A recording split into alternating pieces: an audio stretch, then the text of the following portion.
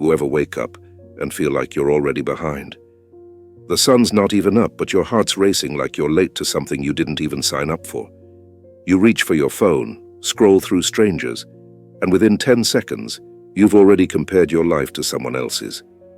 Welcome back to the cycle, where you wake up, but don't really wake up, where your body moves, but your mind's still lost in fog, where your life looks fine on the outside, but inside, you're drowning in noise, in doubt, in the blur of too much. And it doesn't stop. You rush, you reply, you perform, you react, until one day you realize you haven't actually chosen anything in years. You've just been drifting. But what if you didn't start your morning with chaos? What if instead you started with clarity? That's what Stoic meditations are for. Not to sound smart, not to impress anyone, but to wake you up, to bring you back from the noise, to remind you that you are not your schedule. You are not the algorithm. You're not a slave to yesterday's emotions. You're a mind, a soul, a force, waiting to be focused. The Stoics weren't gurus in white robes meditating under waterfalls. They were emperors, soldiers, slaves, people like you, living in pressure, surrounded by uncertainty. And yet, they walked with peace. Why? Because they trained their minds before the chaos. They armed themselves with thought before the world demanded a reaction. That's what these meditations are. Weapons, not to fight others, but to conquer yourself. 12 short reflections, not to inspire, but to fortify, to help you live with presence in a world obsessed with distraction, to help you stay rooted when the day tries to pull you in 1,000 directions, to help you become undisturbable. So don't treat this like another video to consume and forget. Treat it like your daily armor, your discipline, your moment of sovereignty, because your mornings don't belong to your inbox. They belong to you. And when you learn to own them, you begin to own your life. So breathe, sit still, and let's begin. 1. Memento Mori. Remember you could die today. Someone will die today, not in a movie, not in a headline, in real life, on your street. Maybe someone you know, maybe you, no one ever thinks it's them. We wake up like gods with unlimited days. We make plans for Friday, book meetings for next week, complain about slow Wi-Fi, as if existence itself is a given.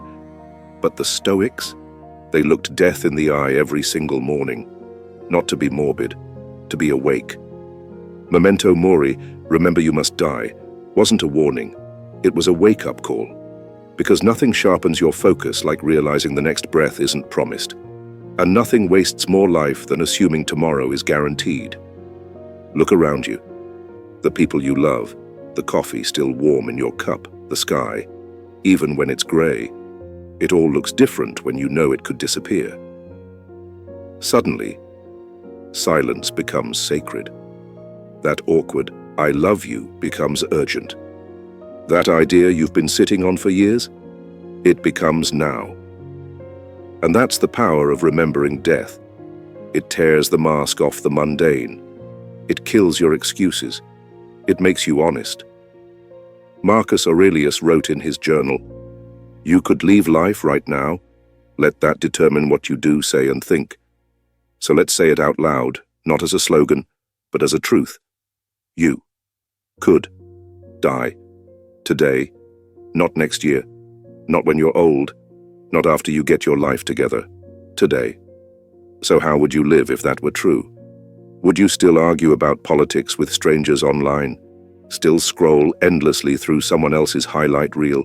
Still walk past your spouse, your kid, your friend, without looking? Or would you pause? Would you touch life like it mattered? Would you call your dad even though you don't feel like it?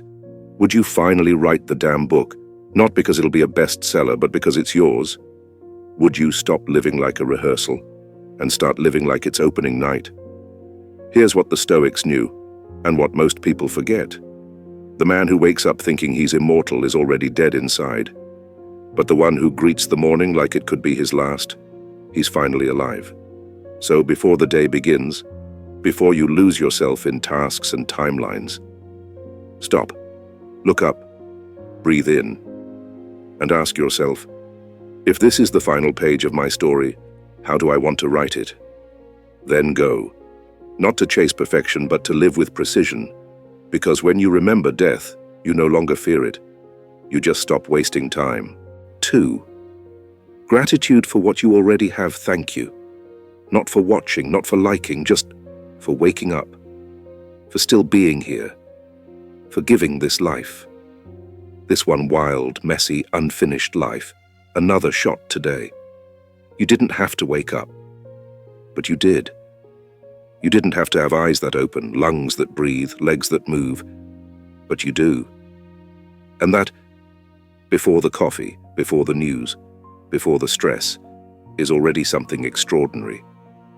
So why do we forget? Because the world taught us to start each morning with what we don't have, to scroll, compare, envy, to measure our lives against filtered images, as if someone else's vacation says something about our worth. But Stoicism reminds us, you are not poor because you lack what others have. You are poor when you forget what you already hold. Gratitude isn't passive. It isn't a soft candlelit word to whisper in meditation. It is an act of war against entitlement, distraction, and the constant feeling of never enough. Seneca wrote, "Count the blessings you possess, and think how much you would desire them if they weren't already yours. Look around. That ceiling, shelter, that cheap lamp, light, the noise of your kids, life, still buzzing in your home. We lose sight of our riches because we're too busy chasing more. I once met a man named Daniel, worked in a dusty garage outside Chicago. He broke his leg and was stuck in bed for 3 months, no paycheck, no freedom. He told me, all I want now is to drive myself to the shop again, to sip coffee, to cuss when the compressor breaks down. That's heaven, and I didn't see it until it was gone. That's the thing, we don't appreciate simple mornings until they're ripped from us. So what if, starting today, you didn't begin your morning with lack, but with quiet wealth? Not the kind in banks, but the kind in your breath, your hands, your ability to get up and choose. You want a Stoic practice? Here it is. Before bed tonight, look around your room. Pick one thing you'd truly miss if it were gone tomorrow. Then ask yourself, did I live like I was thankful for this today? Not with fancy words, just by noticing it, using it, not taking it for granted. This is how we train the mind to see clearly. Because a grateful mind doesn't panic. It doesn't chase, it doesn't compare. It walks with steady purpose, not because life is perfect, but because it's still possible. And that is enough. So thank you again, not just for being here, but for still choosing to try. Gratitude is not about writing what you're thankful for. It's about acting like you remember what you once prayed for. Now go live like someone who hasn't forgotten. 3. Simplicity is freedom. He is a great man who uses earthenware dishes as if they were silver. Seneca. There's a lie that modern life repeats so often, we start to believe it. More equals better. More stuff, more noise, more connections, more tabs open on our screens and in our minds. But more isn't clarity. More isn't peace. More is just heavier. The Stoics knew something we forget in the age of endless upgrades. Freedom begins when we stop carrying what we don't need. You think you're overwhelmed because you're busy. But maybe you're overwhelmed because you're cluttered. Not just your desk, your calendar, your conversations, your thoughts. Every morning you wake up and unknowingly reach for complexity. You check 5 apps before brushing your teeth. You say yes to plans you don't want. You keep things just in case, but never use them. And soon, your mind feels like a crowded room with no air left to breathe. Simplicity is not about owning nothing. It's about needing less and choosing better. Imagine your mind as a table. Every email, every comparison, every urgent distraction, that's a pile. By noon, there's no room left for insight, for presence, for anything meaningful. But clear the table. Suddenly there's space. Space to think, to breathe, to create, to be. Simplicity isn't deprivation, it's precision. It's learning to say, I don't need more apps to be productive. I don't need everyone's approval to be at peace. I don't need to be available to the world 24/7 to feel valuable. It's saying no to the 10th meeting request. It's skipping the latest news headline that won't matter by next week. It's deleting the app that gives you nothing but anxiety and a sore thumb.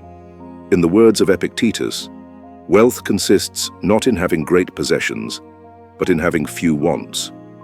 When you choose simplicity, you reclaim your attention, your time, your mental bandwidth. You start filtering life not by what's shiny, but by what matters. I met a man once, used to work in finance, custom suits, fast car, endless emails. But a health scare knocked him out for months. He told me, I used to think I needed more money to feel secure. Turns out all I needed was to stop spending it on things that didn't matter. Now he wears one watch, drives a used truck. And for the first time in years, he sleeps through the night. You want freedom? Start subtracting. Let go of clothes you haven't worn in a year. Cancel the subscription you forgot you had. Mute the people who drain your focus but add no value. And here's a simple Stoic habit. Each morning write down 3 things you will not do today. 3 things you'll remove. Not to make life boring, but to make space for what truly deserves your energy, because clarity doesn't come from more. It comes from less but better. Simplicity is not a style. It's a form of strength, the refusal to be distracted by everything. So you can focus on something. So clear the table, sharpen the blade, and carry only what you need for the battle ahead. Everything else is noise. 4. Control what you can. Make the best use of what is in your power and take the rest as it happens. Epictetus. You can't stop the rain, not the traffic, not the market crashing, not someone else's careless words at the start of your day, but you can bring a jacket. That's not just a clever metaphor, that's the essence of Stoicism. In a world where everyone's reacting, to headlines, to gossip, to strangers online, the Stoic stays anchored, not because they're indifferent, but because they know what belongs to them and what doesn't. You don't own other people's thoughts. You don't own the weather, the economy, or your boss's mood, but you do own your choices, your tone of voice, your next step. And that is more power than you think. Most people suffer twice. First from the event, then from the emotional storm they create afterward. Someone cuts them off in traffic. Their entire morning is ruined. Someone ignores a text. They spiral into insecurity, anger, imaginary arguments. But why give away your peace for things you were never meant to carry? Marcus Aurelius wrote, "You have power over your mind, not outside events. Realize this and you will find strength." Pause there. Not just you have power over your mind. And that's enough to carry you through anything. Here's the challenge. The next time life throws you something unfair, don't ask, why is this happening? Ask instead, what part of this is mine to control? The answer is often humbling, but it's also liberating. I once met a man named Alan, Vietnam vet, widowed twice. He told me something that stuck. When I stopped trying to control the storm, I learned how to steer the boat. He still felt the waves, still grieved, still had bad days. But he didn't let life's chaos write the story. He picked up the pen and said, "This part is mine. You can do the same." Try this Stoic habit. Each morning, write down 2 columns. One titled, "Within my control." The other, "Beyond my control." Fill them in honestly. Then tear the second one up. Because you don't need it, you never did. Let the world spin, let others rage. You stay steady. Not because you're cold, but because you're clear. You carry your own weather, and your coat is always ready. 5. Don't waste time on others' opinions. We all love ourselves more than other people, but care more about their opinion than our own. Marcus Aurelius. You dress up in the morning. You look in the mirror and feel not bad. Until a comment from someone, maybe subtle, maybe careless, pulls that thread of self-doubt, and suddenly, your day unravels. Strange, isn't it? You are the one who lives with yourself 24 hours a day, but the voice that dictates how you feel often isn't yours. That's the paradox Marcus warned us about. We love ourselves, yet we let others tell us how to live. In a world where opinions fly faster than facts, the temptation is strong to please, to blend in, to chase approval like it's oxygen. But here's the truth the Stoics taught, and few dare to live. You do not need to be understood to be whole. You do not owe anyone an explanation for walking your path with integrity. You are not required to meet someone else's expectations, especially when they haven't done the work to understand your values. The Stoic doesn't ignore opinions. They simply don't become enslaved by them. They ask, is this voice aligned with my values? Does this person live a life I respect? Will their judgment still matter to me in 10 years? And most of the time, the answer is no. Look around. So many people delay their dreams because they're afraid of how it looks. They stay quiet in meetings, dress down their personalities, edit themselves, not for truth, but for applause. But applause fades, only self-respect echoes. I once met a woman named Teresa. She wanted to open a pottery studio. For 5 years, she postponed it, afraid of what her former colleagues would think. One day, she finally said, I realize they're not laughing, because they're not even watching. They're too busy worrying about their own image. So she opened it.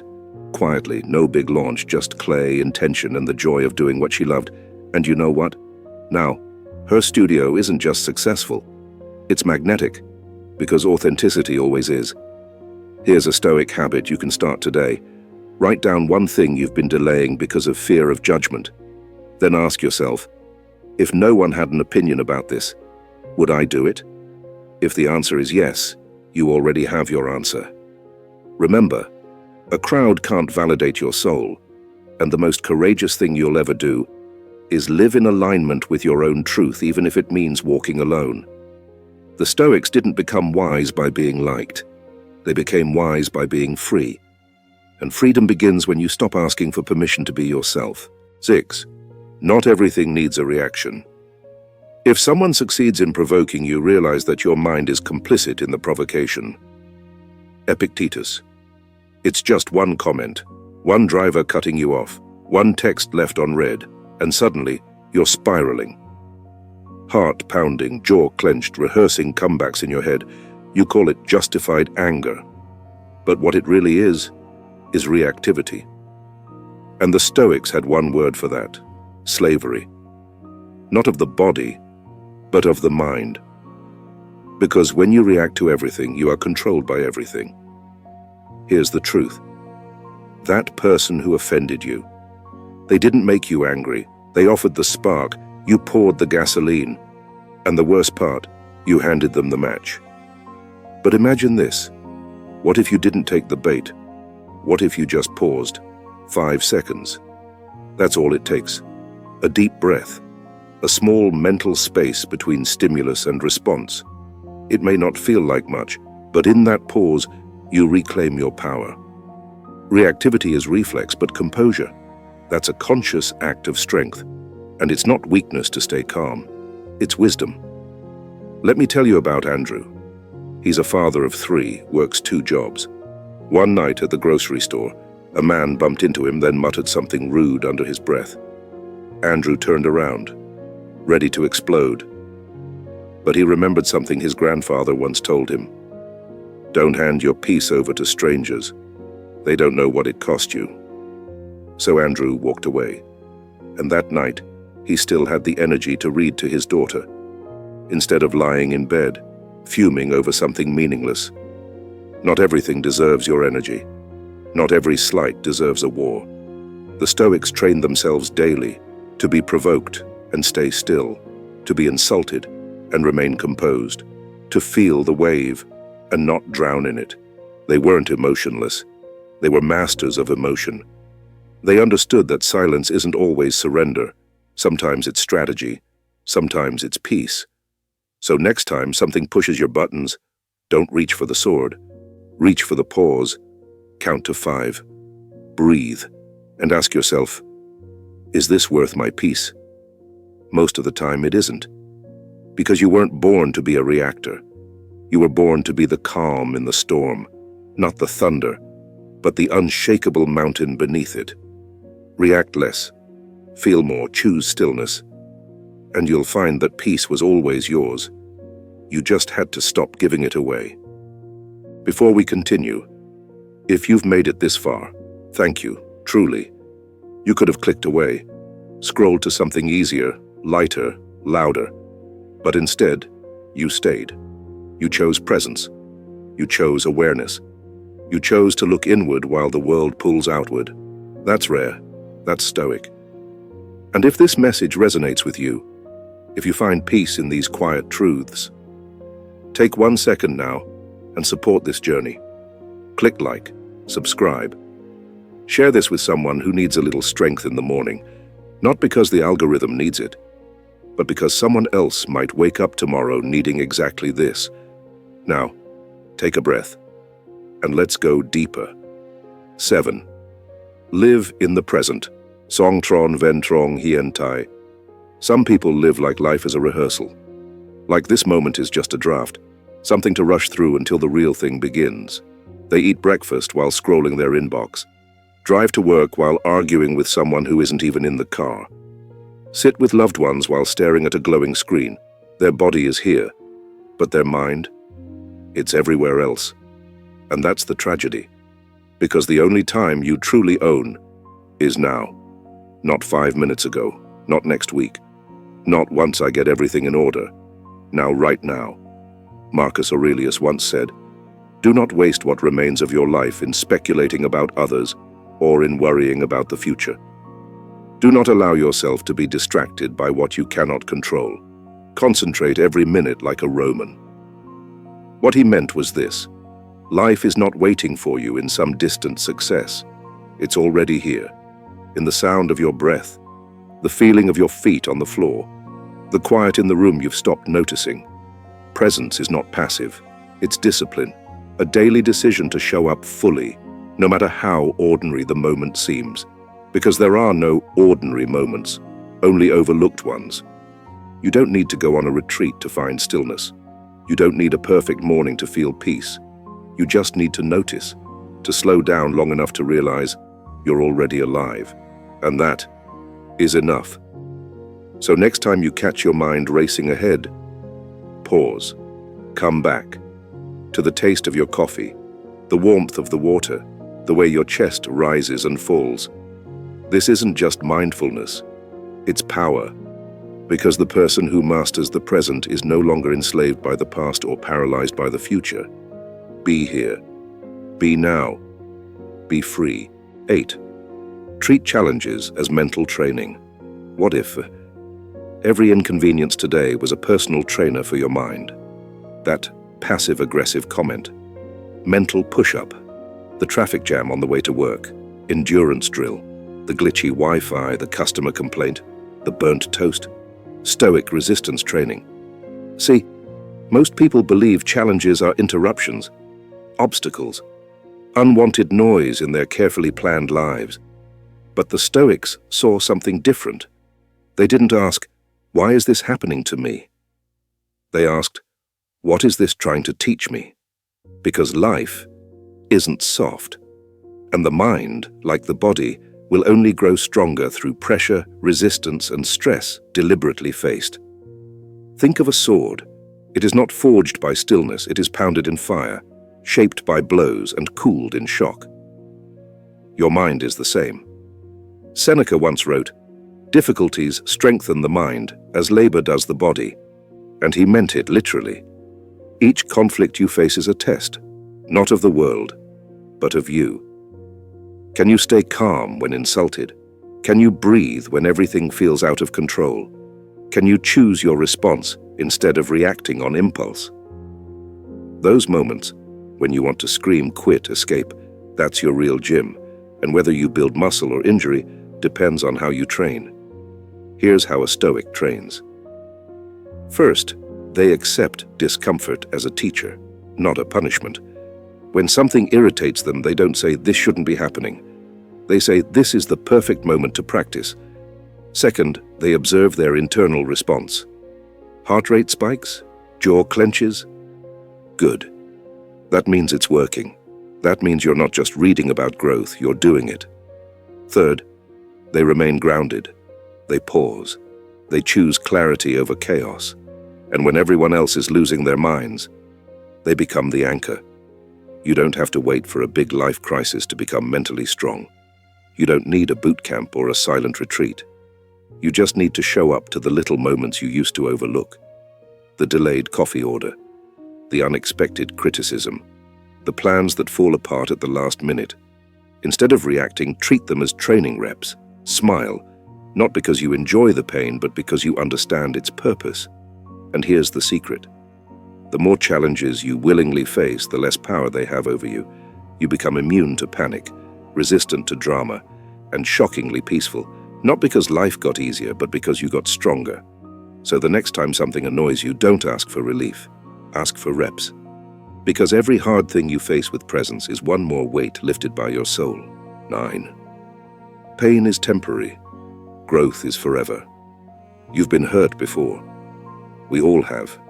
A rejection, a betrayal, a moment you wished had never happened. It arrives quietly sometimes. A sentence you can't forget. A look that cuts deeper than it should. A silence when you needed words. And when it does, pain doesn't ask for permission. It settles into the chest, wraps itself around your thoughts, and whispers lies. This will last forever. You'll never be okay again. But here's the truth. Pain is temporary. What you choose to do with it, that's where forever begins.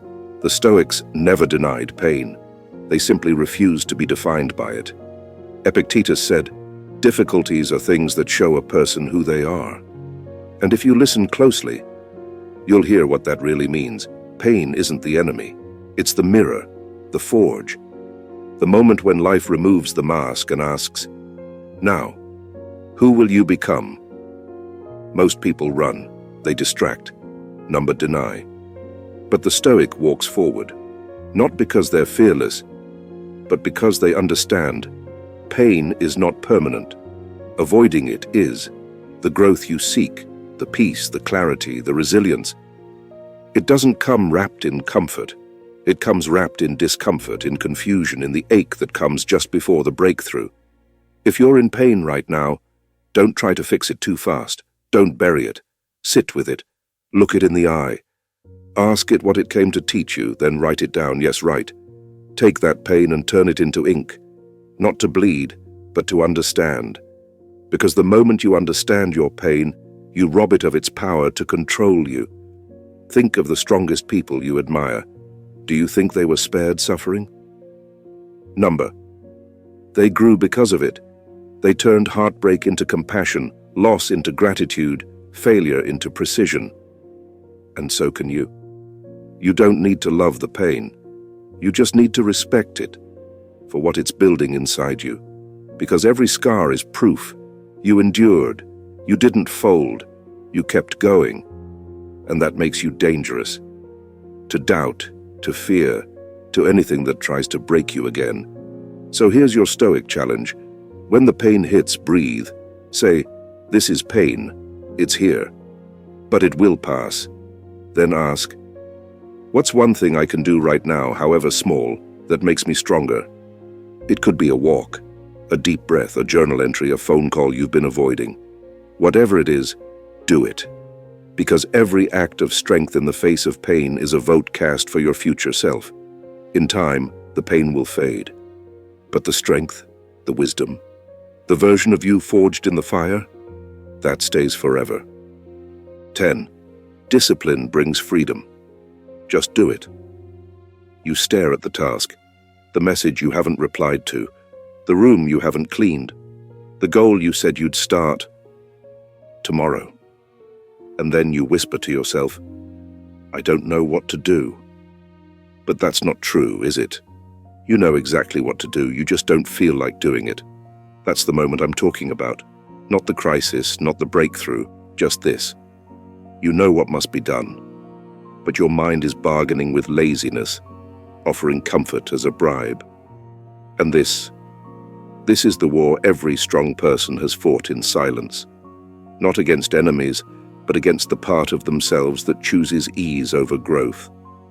The Stoics called this prohairesis, your faculty of choice, your power to act not because it feels good, but because it's right. Discipline isn't glamorous. It's not some cinematic training montage. It's saying no to the third slice of pizza. It's waking up when your alarm says so, not your mood.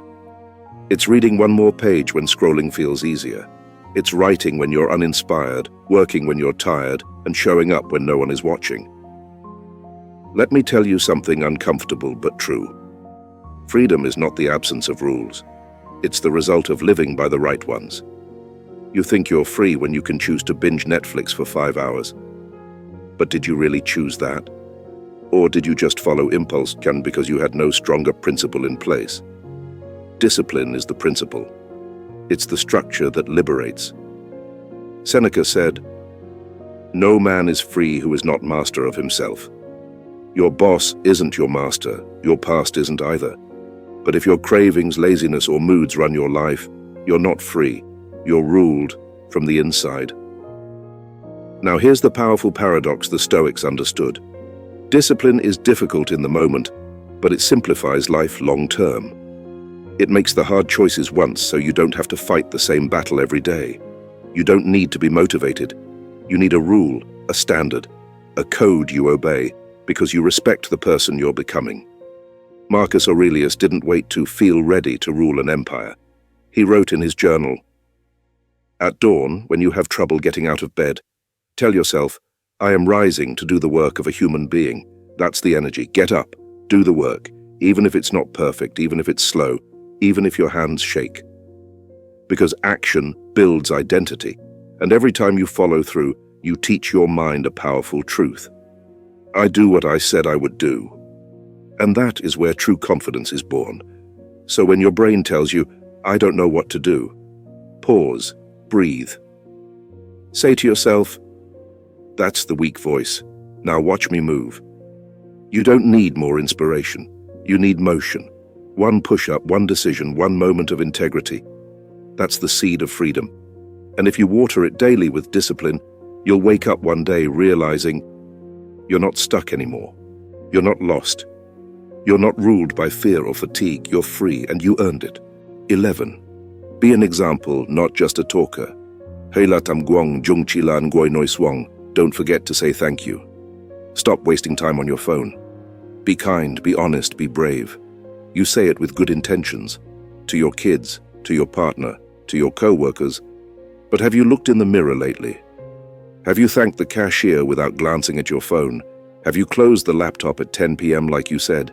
Have you lived those words or just spoken them? The Stoics didn't write philosophy to sound wise.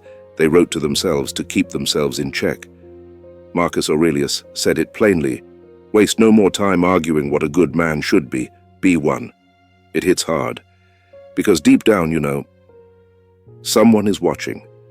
Your child, wide-eyed at the breakfast table. Your team, waiting to see how you respond to pressure. Your younger self, somewhere in your head, still hoping you'll rise. You don't have to be perfect, but you do have to be real, consistent, true to your principles even when no one's clapping, because that's when it counts. Character is forged in the quiet. When you hold the door open even if no one says thank you. When you keep your promise even when it costs you comfort. When you apologize first, not because you were wrong, but because your ego isn't in charge anymore. People don't remember the lecture. They remember the look in your eyes when you said, I'm proud of you. They remember how you held your ground without raising your voice, how you stayed calm in the chaos, how you cleaned your own mess before pointing at theirs. Stoicism isn't a script.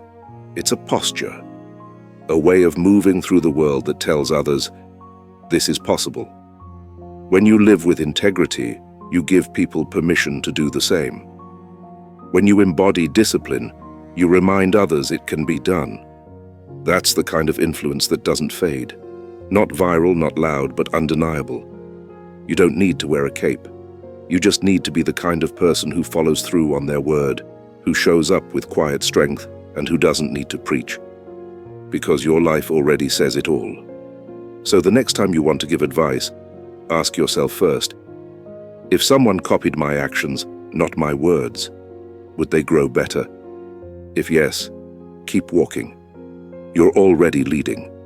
If no, don't feel guilty, just adjust. Silently, daily, deliberately, because the world already has enough voices. What it needs more of is examples. 12. Don't wait for perfection. Jung chohan hao moi bat jao.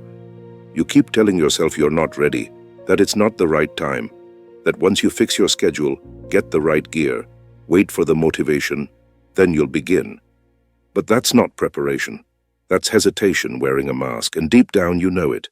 You've drafted the idea, read 5 books about it, bought the planner, the app, the journal. But what have you actually done? The truth is, perfection is not coming. It's a mirage. And the longer you chase it, the farther you get from becoming the person you say you want to be. Marcus Aurelius never said, wait until the stars align. He said, you could leave life right now. Let that determine what you do and say and think. It's not about being reckless. It's about being real. You don't need a perfect start. You need a first step. One imperfect action. One rough draft. One messy attempt that says, I'm in. Because progress doesn't care about polish. It only responds to effort. Remember this. That video you're scared to post, someone out there needs it. That business you're afraid to launch, it won't fix your fear, but it'll teach you how to move through it. That journal entry you keep delaying could be the thing that clears your head tomorrow morning. But none of it will happen if you're waiting for your ducks to line up. Ducks don't line up, you move and they follow. So start before you're ready. Not recklessly, intentionally, with grit in your gut and humility in your stride. A Stoic doesn't wait to feel fearless. They act despite the fear. They build confidence through motion, not through thinking about motion. You say, what if I fail? Good. Because if you don't fail at something this month, it means you didn't stretch. Perfection is the cage. Action is the key. Want to write? Start with 1 sentence. Want to work out 5 push-ups? Want to start that business? Make the first call. Small? Yes. But it makes you someone who starts. And that's a whole new identity. Seneca said, while we wait for life, life passes. You don't have forever. You don't need forever. You need now. You need today. You've already waited long enough. The perfect moment isn't coming to knock on your door. But discipline can. Courage can. And when you act from those places, suddenly the moment becomes perfect. That's the irony. We don't wait for perfect conditions. We create them by stepping into the chaos with calm, into the unknown with intention. So whatever you've been postponing, stop waiting, start building, start messy, start quietly, but start. Because in the end, it won't matter how ready you were. It'll only matter that you moved. And that movement, that single, imperfect step, could be the one that changes your life. You've just walked through 12 meditations, not theories, not pretty words in a book, but invitations, each one, a door, to show you that every morning isn't just a new day. It's a new chance to choose who you are becoming. In a world that pulls your attention in 1,000 directions before breakfast, Stoicism doesn't ask you to become a monk. It simply asks, will you take responsibility for your mind before the world fills it for you? Because here's the truth, most people never stop to see. You don't need to change your entire life today. You just need to change how you start your morning. You don't need 3 hours of silence. You need 30 seconds of clarity. To remember death is real, to notice what you still have, to breathe before reacting, to act before the day acts on you. You can't control the traffic, the economy, the past, the opinion of someone who didn't even earn your respect. But you can always control this, how you show up. And that one thing, that inner posture, is where all your freedom lives. You've seen it in the meditations. How a single phrase from Marcus Aurelius can reframe your entire day. How a breath before the anger can save your peace. How discipline in the smallest action can anchor your identity. This isn't just about being calm. It's about living with clarity and conviction in a world built on distraction and noise. It's about being mentally awake before you even pour your coffee. Seneca didn't write for philosophers. He wrote for citizens, merchants, lovers, soldiers, widows, for people like you and me, waking up wondering, how do I live well when life is hard? And the Stoics gave an answer not in lectures but in practices. You've just received 12 of them. Now it's your turn. Before you reach for your phone tomorrow, reach for one of these meditations. Let it sit with you. Let it interrupt the autopilot. Let it pull you out of reaction and back into purpose. Because if you win your morning, you can win your day. And if you stack enough of those, you just might win your life. Thank you for staying with us until the end. If this message stirred something in you, clarity, peace, or even just a pause, don't let it fade. Like, share, subscribe, and revisit this video whenever life feels noisy. We're building something steady here, one mindful morning at a time.